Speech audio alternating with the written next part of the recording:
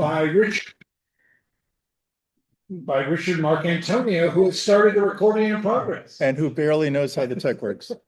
Richard joins me and Zach McDonald as co-chairs of the Fund Fighting Oligarchy campaign. Longtime activist, works on transit and housing issues, and particularly has done many years of labor solidarity work. So we're very grateful for Richard to conducting this discussion. And please welcome Eric Blanc. Thank you so much for joining us, Eric. Welcome, everybody. Well, let's jump right into it. Eric is kind enough to join us from East Coast time, so we don't want to keep him too late, but really appreciate your being here with us, Eric. You wrote in your Substack, Labor Politics, about what happened on January 23rd in Minneapolis, and some of your analysis of that. Why don't we start by asking you what did happen, and was that a general strike?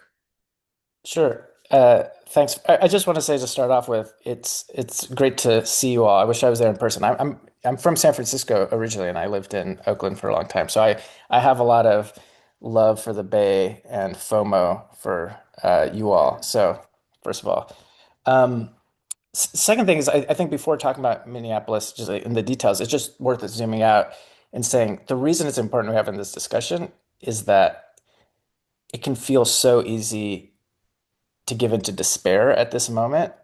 Like I have to force myself every day to like not just doom scroll on Twitter with the war in Iran, with the genocide, with ICE. It can be really overwhelming, and I think that feeling of helplessness is understandable, but it's also, I think, what the people in power want us to feel. And what's so important about Minneapolis is it shows that actually we can win. That not only can we win, but we have won quite recently, and we have models now for what it looks like to beat back this authoritarian regime. And so that's that's the impetus, and it's not like you're going to be able to replicate that exactly everywhere, but I think there are some broad lessons. So to the specific question, yeah, on February 23rd, there were over 75,000 people in the streets in literally negative 20-degree weather. Like, that's not an exaggeration. Literally negative 20-degree weather. You had a mass march during the middle of the day at noon as part of a day of action that included walkouts, strikes, no school, no buying. The organizers estimate that over 1 million, or roughly about 1 million people statewide participated. About 1,000 companies closed for the day through either supporting the action or because workers didn't show up for work. And the action that took place, it included a large number of strikes. I wouldn't say it was a general strike in the sense of if by a general strike we mean multiple industries shut down. The schools were shut down, although that was in part because it was so cold. The private sector was not shut down, so we can talk maybe a little bit more about that afterwards generally. But it was a massive action. It really showed the power of working people. It forced the major companies in the state to take their first sort of lukewarm but still significant pushback against the Trump regime. They were calling for de-escalation, which is obviously far short of just getting the ICE troops out. But it did show that there was pressure, and there was a lot of reporting on the CEOs calling Trump and saying, "What are you doing? This is getting out of hand."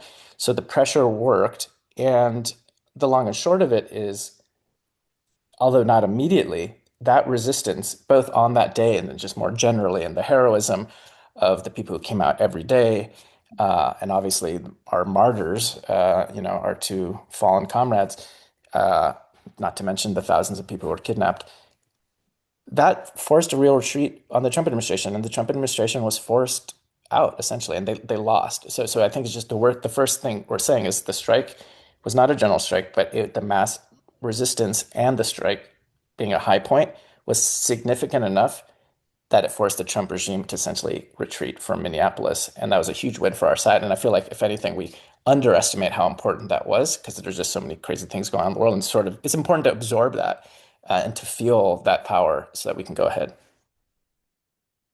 Yeah. Well, in bringing that about, Eric, what was the importance of longstanding organizing versus, spontaneous self-activity like happened after the murder of Renee Good? It's a great question. It's it's it's a tricky question too because it's both things, which maybe seems like a cop out. It's always okay. It's always easy to say it's both things, but in this case, it really is true.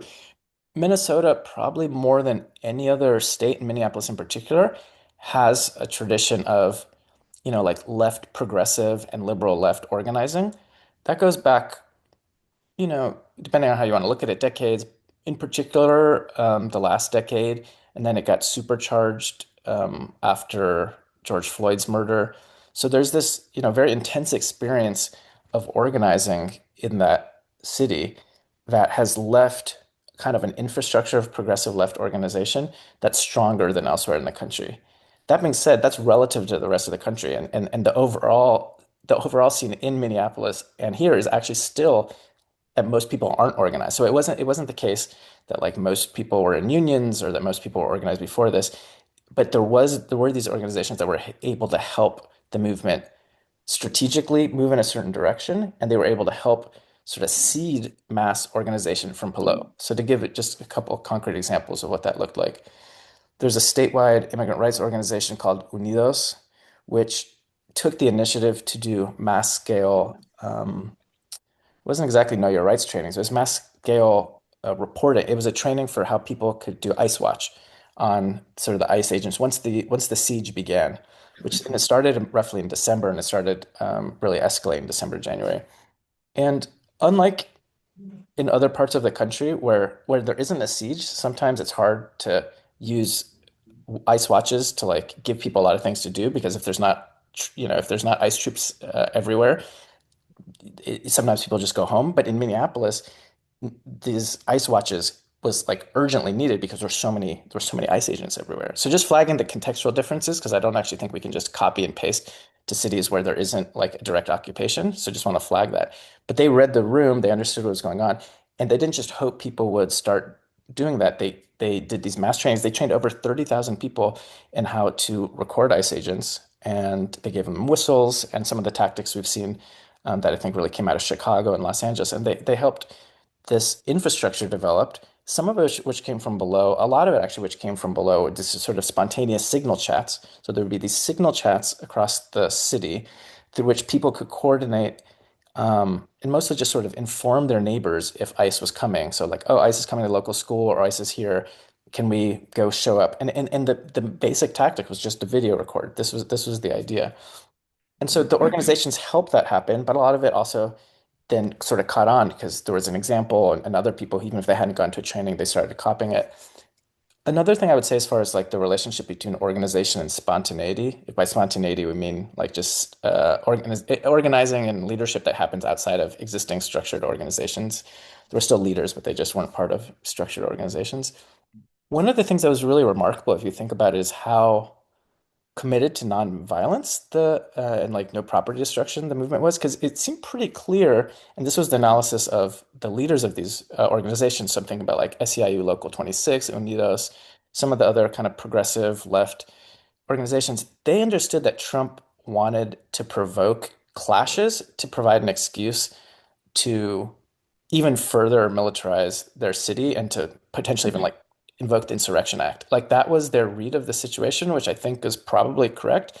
And so they really went out of their way to train and inculcate folks with an understanding that to get the troops out, it was necessary to make it clear to the people of Minnesota and to the country that the violence was coming from above and not from below. And I'm not trying to get into a long debate about pacifism or whatever, but they made a strategic decision there that it was really important for people to be disciplined and to not get in confrontations with the police. And we ended up seeing how important that was because as you can remember, like think about how the debates happened when Renee Good was murdered and then when Alex Party was murdered. So much of the discourse was like, were they escalating? And they weren't escalating. It's part of the reason why the public nationally turned so dramatically is that it's not like they were like going and like trying to confront the police. They were video recording. That's it, which they're in their legal right to do. and there wasn't sort of mass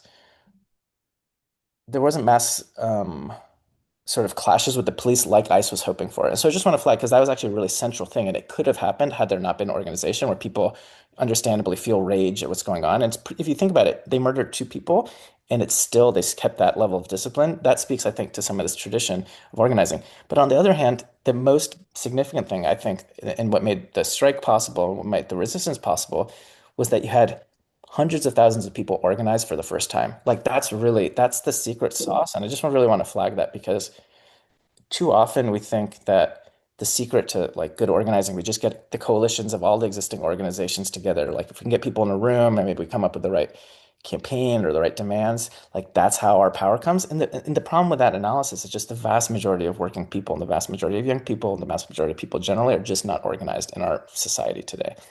And so in Minneapolis, that actually changed. You had something close to a majority of people involved in some way, some much more involved, some, to a lesser extent, but a really, really dramatic outpouring of just really ordinary people saying, this is intolerable. And I think that's the thing worth keeping in mind is there's certain moments of upsurge where everything changes. So it's not like all these people had to be convinced via one-on-one conversation. So a lot of the organizing techniques that we love in the labor movement, which are important, which in most times and places are essential, um, it didn't require having a one-on-one conversation with 100,000 people to get them out. There are certain moments where things can snowball very quickly. And what was good about what the organizers in Minneapolis did is they understood that dynamic. They understood that in certain moments, not most moments, but in certain moments of very high momentum, very high anger, you can do something like call a general strike in a week. They didn't actually call a general strike, but you can call a strike, a work stoppage. We can talk a little bit more if you want in the discussion about how they actually just framed it. They didn't frame it as a general strike. They framed it as a sort of day of action, no work, no shopping, no boycott, and the unions didn't officially call strikes, but they sort of there were sick outs. Anyway, the point being, they did something which people thought was impossible. It's like you can't just call a mass strike in one week. You would need months or years to build up for it. And actually, they showed at certain moments that you can find a synthesis between organization and upsurge, and I think that's what made February 23rd possible. Or was it? Well, It's January it was 23rd. January. Jeez. Yeah. God, it seems forever ago. I think I was saying February before. It's been a We're long just year, we're fact folks. checking you here, Eric. A long year. So, Eric, you've addressed this a little bit so far, but can you say a little bit more about what the Minneapolis mobilizations accomplished or didn't accomplish, and maybe also a little bit about what they're set up to do next, what they're already doing next, et cetera. Yeah, they, so I talked about how widespread they were. They played a central role in Trump first firing Bovino. You remember Bovino, the guy who's in charge, and then also, it took a few weeks because Trump wanted to save face, but it was obvious that they beat a retreat. Nobody buys Trump's. Trump always declares victory, but everybody understood what happened. So they succeeded in forcing, an end to the siege. The thing I would say is the flag out front, the limitations, and this is just a really, really sobering thought, is this is the city and state with the deepest level of left working class organization of anywhere else. There's no other place that has this level of um, organizing. So much so you might even remember there was something called the Minneapolis or the Minnesota Miracle, where they passed under Waltz one, was that 2023, 2024, something like it must have been 2023, the most progressive slate of policy reforms since like the New Deal, just like extending paid family sick leave and breakfast for kids, that type of thing. So they had this level of organization in the state. Nevertheless, at a moment of siege, at a moment of mass activity, on the 23rd, January 23rd, not February, they weren't actually able to have a dramatic impact on the private sector. And so I think that's just a really sobering thought for us because there's so many people on the left, I think, understandably and correctly want us to have a general strike. But the reality is there's very little private sector organizing happening right now. And I was actually a little bit surprised. To me, this would be one of the limitations is like we had a call with Minnesota DSA a week before where we were talking like what they were doing. And I asked, what is your plan to get the private sector workers out for the 23rd? Like, are the unions agitating them? I was like, couldn't you just print up, like 100,000 flyers and just go flyer every workplace and agitate them? And no one was doing that type of thing. Again, that would have been like a very last minute thing, but it actually in that context it might have worked. But it speaks actually to the deeper problem is that there was not that level of organization, even like incipient organization, such that the walkouts that you saw in the schools where the students or the teachers walked out, you didn't generally see that in the private sector. Most of the companies that closed were small businesses that were supportive, like the cafes or things like this. It was not primarily, with maybe a few exceptions of Local 26, the SEIU local that was sort of really behind it, which has janitors and doormen and things like that. But for the most part, and so that speaks to me above all to point to the need for really understanding that we're not going to get to a general strike and we're going to have a much harder time at defeating authoritarianism and defeating ICE unless we can start organizing more in the private sector. That doesn't even need to be unionizing. Like I would love it for those to be unions, but it could be something as simple as like the organizing that we're starting to see now at private companies pushing against the company's complicity with ICE, for instance. So one cool thing that happened is, I can just give a little anecdote, is Thomson Reuters. Do you know Thomson Reuters? This is like I guess like a data company. They do research and they share databases with schools and they share it also with ICE. And they're based in Minneapolis. And maybe some of you saw this, but I got a call from the New York Times being like, hey, can we get your quote for an article? And it turns out that they started organizing against their company's complicity with ICE because we started publicizing that their company was had a contract with ICE, and they didn't even know that. So they've done an open letter and have organized the ranks of this, pretty big company, 26,000 workers, to agitate their company to end their contract with ICE. And you start seeing this type of thing across the country. You have different workplaces are saying our our company should be Fourth Amendment workplace, which means that it makes it much harder for ICE to get onto. These are the types of sort of organizing campaigns that doesn't require you be a formal union, like you have to go for a union vote, but it will have the seeds of organization, which actually is a union. I mean, union is just a group of workers fighting for their interests, right? So any group of workers really, I think, is ultimately a union or a proto-union who are organizing collectively at work. And it's those seeds that we need to spread much more widely if we're going to be able to not just defeat ICE, but I think defeat Trumpism and its goals of, staying in power and imposing authoritarianism on us. Thank you, Eric. We're here, last month we were here as part of this series, May Day in the Time of Trump, to start learning about the history of May Day and thinking about how we're building toward this May Day and beyond. And I wonder, just as a last question, and then we'll open it up for questions from the audience. What can we learn from Minneapolis and January 23rd as we organize toward May Day and ultimately towards potentially a general strike or some other kind of worker collective action on a mass scale? Yeah. I mean, there's so many different potential lessons. I would say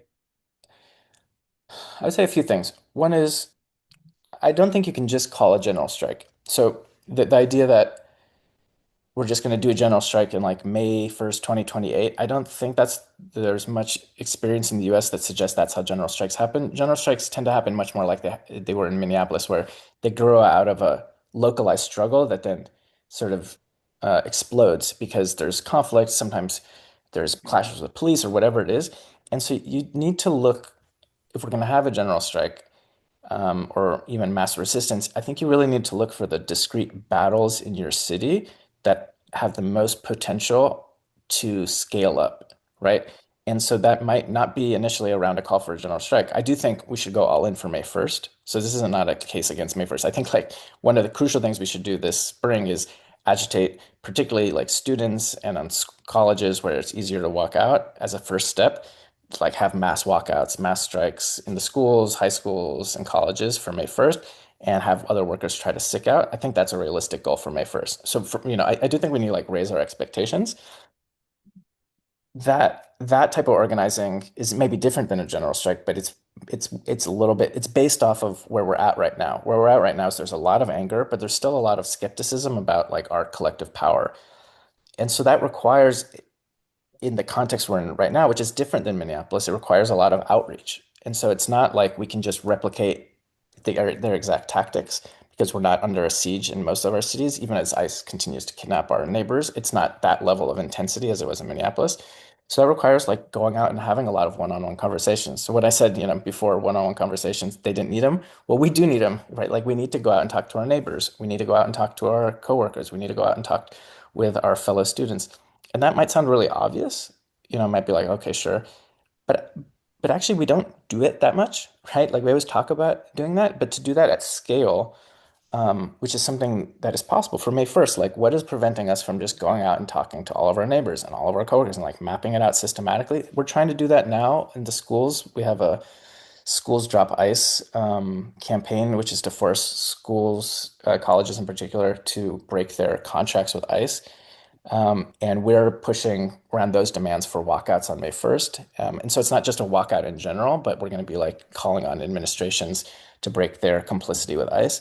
To me, it's picking those types of fights that seem winnable to people. So May 1st is not just sort of a protest in general and then you go home, which is can be sometimes disempowering, like sometimes the No Kings protest, everyone should go to No Kings on the 20th. I'm not saying you shouldn't, you should go to No Kings. But if there's not a clear next step and there's not a campaign and there's not a way to get involved afterwards, then it doesn't build the kind of organization that we need, such that when that moment arises, when we have a Minneapolis, we're able to take advantage of it. So that's how I would look at it, is they were able to take advantage in Minnesota because they had a level of organization that was built over the preceding years.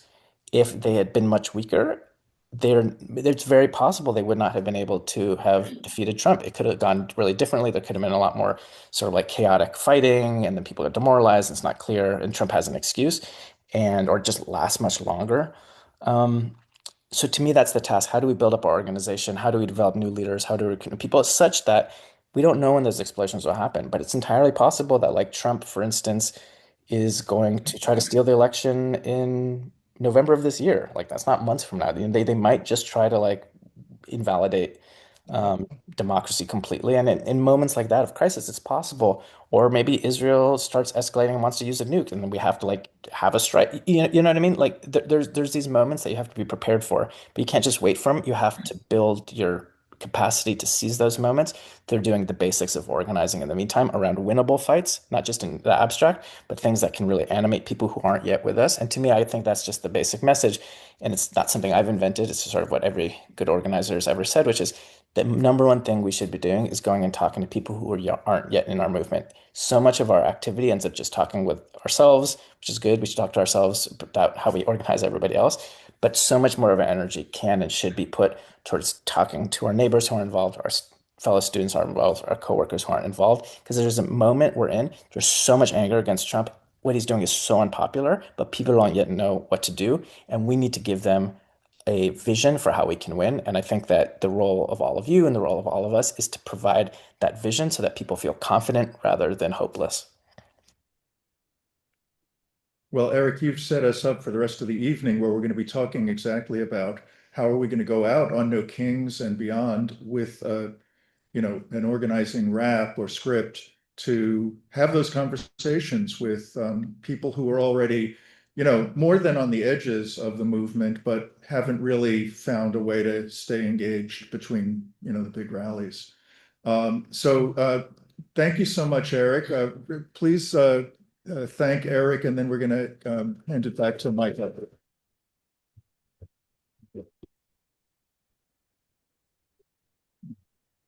All right, before we get to practice those organizing raps, we're going to give all of you an opportunity to ask a question. Shayna has the mic. Someone would like to ask a question. Hi, thanks Eric for being here. I am part of a small group of folks who just read this training on Saturday and got organized by neighborhood to do some door knocking around May Day. And somebody put in the chat a couple of days ago a question I thought was really good, which was, what about encountering skepticism that a strike on May Day hurts small businesses more than it hurts the kind of corporations and things like that? And it made me think that there's a question underneath that question, which is, what's the story of how no work, no school, no shopping on May Day creates a change in, our ultimate goal, which is to defeat this fascist movement? Like, how do we actually narrate what it's gonna do if we turn out 1 million people or something on that day? That's a great question. Should I respond now, or we take a couple, whatever you'd like? No, I think take each one. Okay. Yeah, that's a great question. I would first of all sort of just in any organizing conversation validate them, because that's actually a really not crazy point. That's a reasonable point, and I think you can say, yeah, actually, this May Day is not going to stop Trump. It's not on its own. It's not going to be enough. I would immediately give a counterexample though and say the reason it's important to disrupt the economy, we've already seen in practice, because we've seen when Trump has been forced to retreat, it's because we've shut down uh, companies, or we've made the corporations that this system depend on hurt so much that change has been forced upon them. So, for instance, and then I would say, look, think about how Elon Musk and Doge got forced out of the White House. That was because of Tesla takedown. Wouldn't have happened otherwise, right? And that was because the profits started going down. Think about how Jimmy Kimmel was forced to get rehired, right? That was because people were, using their leverage and were mass unsubscribing from Hulu and Disney Plus. And so you can say, look, we have examples of how you force companies to break with Trump and to have real defeats against him. You don't have to just imagine it. And we know also from other countries that the way you defeat authoritarianism is first and foremost by pulling away what are called the pillars of support. That the way you defeat an authoritarian regime is not primarily by just like frontally attacking it, because it doesn't care on its own what people think. What you do is you have to pull away these institutions that the regime depends on to function. So that's above all the companies, the schools, and all of that. And so something like May Day is a step in that direction. It's not going to be enough, but it's a way to build that capacity and to build the muscle memory. So if we can shut it down on one day, that signals to ourselves, above all, also to the people above, that if we can shut it down on one day, think about what we can do if we do it on multiple days. Think about what we do if we use that concentrated power to go after some of the specific targets. So it's not just a one-off action, but then we're going to go after, on the schools. We're going to get UC Berkeley to break its contracts. We're going to get these different companies to get forced in the public to say, are you siding with this extremely unpopular regime, or are you siding with the people? And are you willing to take your entire company's profits for the sake of bending the knee to Trump? So you can I would give positive examples of how this strategy has succeeded. I would acknowledge that it's not going to be enough on one day. And for the small business question, I would flip it, is the saying small businesses are getting destroyed by Amazon. Small businesses are getting destroyed by the exact same forces that are central to the Trump regime and central to the ICE deportation machine. And so we need to put the pressure on these big companies. And you're right, if it's just small businesses, then that's actually going to be ineffective, which is why we need your help to go out and talk to everybody so that they don't shop at Amazon that day, and so that the workers and the delivery workers call in sick. And that's only going to happen if we all get organized, and sort of raise the stakes for them, say, you're right, but it can be different if you get involved. All right. Thank you for that. Another question, IBAR has been sent, so does someone have a question? Yes, over there.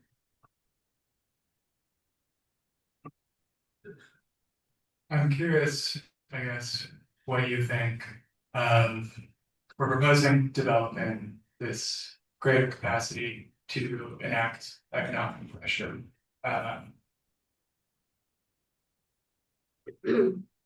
And right, Minneapolis shows that there's a certain degree of capacity to exercise pressure already. If the capacity is developed greater, such that like greater economic costs can be like imposed, what does that mean in relation to like repressive violence of the state? And how does our like estimation of if developing greater organizational capacity means coming into like greater conflict, what are we thinking around like what that means as the organizing work continues? And I guess those risks get higher as we're in more direct conflict. Yeah, if I it was cutting out a second. The question is, as we get more organized, doesn't that increase the likelihood of repression from the state? And so, how do we think that through? That's the question, right? Just want to make sure I'm answering it. Is that kind of Yes. thumbs up? Yeah. Okay. Yeah, it's a good question. I would say a few things is I think actually there's a decent amount of research on this that it tends to be the violence tends to be lower when you're more organized. So there's a lot of like so for instance in mass strikes in like 1877, to give one example. I'll give two examples. In 1877, in the cities where there was much more organization, like St. Louis, where there's a bunch of like German Marxists, they had a general strike. And in the places that didn't actually result in a lot of people getting killed because they were much more disciplined, they didn't like just have like mob fights with the police because they didn't have the arms. And so the power we have is first and foremost withholding our labor. And that doesn't actually require like clashes with anybody that would put them in harm's way. In most cases, you just need to, especially if you have enough people, just stay at home. Um, it often is the case that when you're less organized, it tends to leave more space for police provocations and people sort of unorganized, not knowing how to put their energy. So they understandably get in confrontations with police.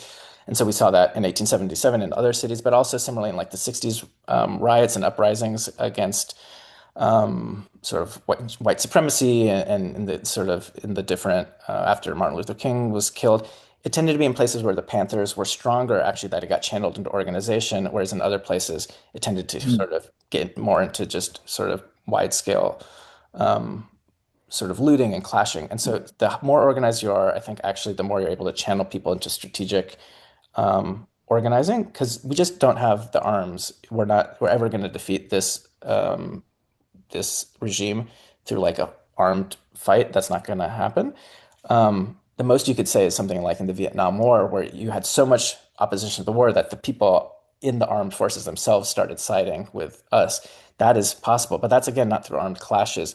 So I think the secret is to get as organized as possible, to be very strategic about not giving the other side pretexts for violence. And oftentimes, frankly, when you're organized and you have numbers on your side, the repression they have oftentimes backfires. Repression tends to be much more successful when it's against relatively like marginalized or relatively unpopular movements. When it's a movement that is overwhelmingly supported, like most of our movements are right now, the repression tends to backfire. And so I don't think that if they were to try to go all in on repression, that's the type of thing that would lead to a mass general strike. So they are playing with a lot of fire if they do that. And I would not think that's why I push back against people who are like really worried about security culture. Our security, it's like in an organizing drive. People are always scared for union. They would say, what do we do? They could fire us. It's true. The answer is always the same, is that our strength is in numbers. Our strength is always in numbers. And as long as we keep that orientation, it doesn't mean there's no risks, but we're safer if we're organized and they're safer if we're more and more people together. And so everything I think should be in that direction. That's our best guarantee for safety and power. Right, well, that's a powerful note, Eric, and we really want to thank you for taking the time and offering these extraordinary insights that will really help shape our discussion and our action here in your former home, the Bay Area. And wish you could be with us, but I'm sure you'll have lots to do back there. Richard, anything, any closing question? Just want to thank you again, Eric, and I hope next time you'll happen to be out here when we speak with you. Great. Can I give one plug again for if any of you are a student on a college or a professor on a college or know people, can you please go like now before you forget to Schools Drop ICE? This is the main campaign I'm working on these days, which is to get the colleges to break their contracts with ICE. We're pushing for walkouts on May Day and to have mass campaigns around that. So I know some of you might have connections to Laney or to Berkeley or whatever. And so if you just sign up there and we'll get in touch with you. Thank you. Schools Drop ICE. Schools.ice.com. Yeah. And thanks for all of your organizing. Good luck with the rest of your meeting. Okay. All right, thank you.